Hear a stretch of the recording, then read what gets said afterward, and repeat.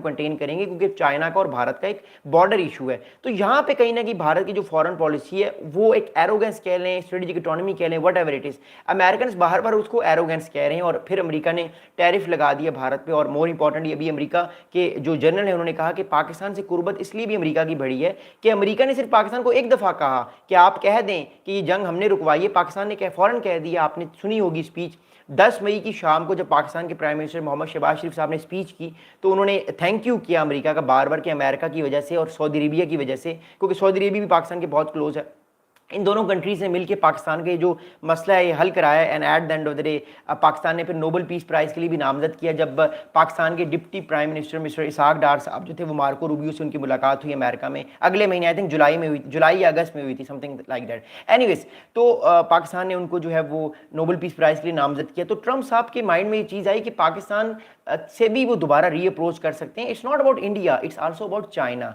अभी मैं चाइना पे आता हूँ, लेकिन सिर्फ मैं अभी एक आपको मिसाल दे रहा हूँ कि जनरल साहब क्या कह रहे हैं अमेरिका के। अब पियर्स मॉर्गन के प्रोग्राम में एक और बड़ी इंपॉर्टेंट बात की इन्होंने, इन साहब ने कहा कि field marshal Asim Munir has now had a bromance with president Trump that should actually give India some pause. अब ये बड़ा एक इंपॉर्टेंट स्टेटमेंट है, मैं फिर पढ़ता हूं। ये साहब कह रहे हैं कि field marshal general Asim Munir has now a bromance with president Trump that actually give India some pause. यानी जनरल मार्क किमल जो रिटायर्ड जनरल है, जो पेंटागन के बड़े करीब हैं, उन्होंने ये बात की कि पाकिस्तान के जो फील्ड मार्शल साहब हैं उनका एक ब्रोमांस हो चुका है ट्रम्प साहब के साथ, यानी दोनों के ताल्लुकात पर्सनल लेवल पे इतने स्ट्रांग हो चुके हैं कि वो दोनों एक दूसरे से बात भी करते हैं, एक दूसरे को समझते भी हैं, और पाकिस्तान अमेरिका को वो लेवरेज भी देने को तैयार है जो अमेरिका काफ़ी अरसे से रीजन में चाह रहा था। देखिए ना, अमेरिका किस तरह की लेवरेज चाहता है वो मैं आपको बता दूं। देखिए, पहले तो अमेरिका ये लेवरेज चाहता है कि अफगानिस्तान की तरफ से अमेरिका पे टेररिस्ट अटैक ना हो। पाकिस्तान कहता है ठीक हो गया, हम टेररिस्ट अटैक नहीं करने देंगे, हम बल्कि अब पाकिस्तान के फौजियों को नुकसान हो रहा है, पाकिस्तान अफगानिस्तान में जाके स्ट्राइक्स भी कर रहा है। 3 दिन पहले पाकिस्तान ने ड्रोन स्ट्राइक भी की।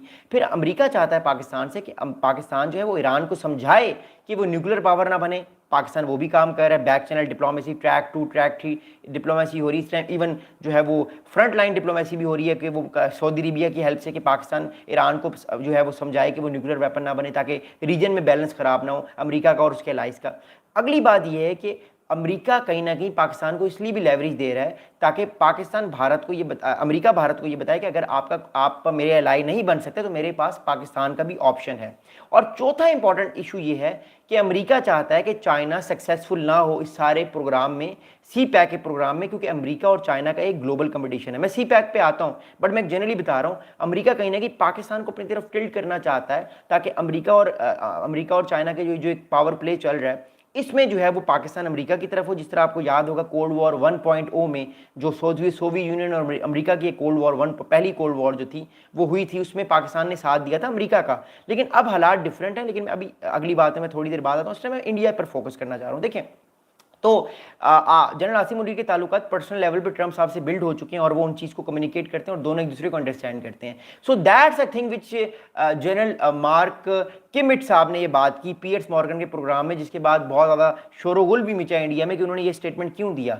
ये स्टेटमेंट इसलिए अमेरिका की तरफ से दिया जा रहा है कि भारत सारी बातें जो हैं वो अमेरिका की नहीं मान रहा। अगली बात आपको करूँगा। देखिए, अब पाकिस्तान की यूएस की जो क्रिटिकल मिनरल डील है, अब इस डील में अमेरिका की जो कंपनी है यूनाइटेड स्टेट्स जो मेटल कंपनी है, स्ट्रेटेजिक मेटल कंपनी है, ये कंपनी क्या क्या एक्सट्रैक्ट कर सकती है और क्या क्या इसके पास कैपेबिलिटीज़ हैं। देखिए, जो इस time more importantly rare earth minerals हैं, उन रेयर अर्थ मिनरल्स में से जो चीज़ें एक्सट्रैक्ट कर सकती है वो मैं आपको बताता हूँ।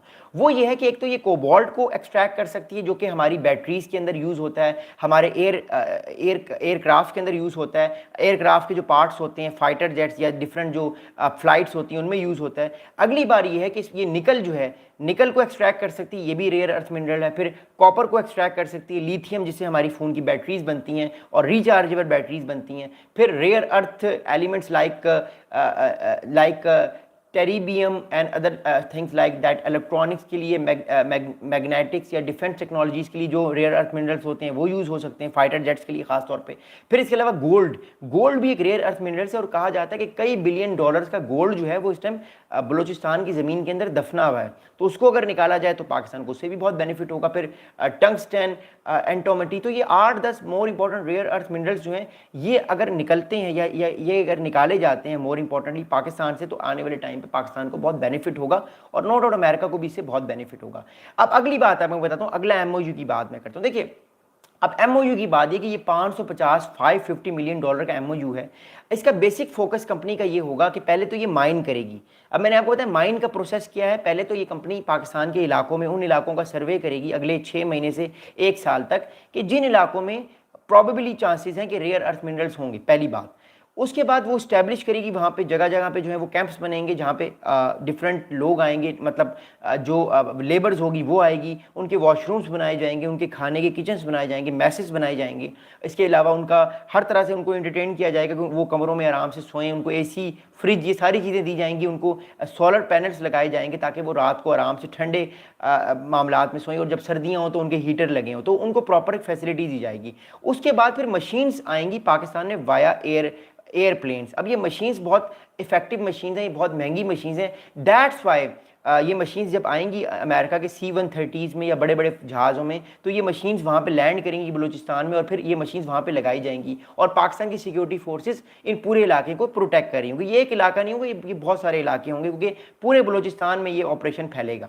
अगली बात क्या होगी? देखिए अगली बात ये है कि जब माइनिंग शुरू होगी 2 साल बाद या 1.5 साल बाद, तो माइनिंग को भी करने में तकरीबन अगले 5-6 साल लगेंगे। यानी अगर 2027 में माइनिंग स्टार्ट होती है तो तकरीबन 2032 तक, 2031 या 2032 तक वो माइनिंग कंप्लीट होगी, और 2032 से लेकर 2035 या 36 तक जो है वो माइनिंग कंप्लीट होगी, वो चीज़ फॉर्म में आ जाएगी, उससे पाकिस्तान को भी बेनिफिट होगा और ऑब्वियसली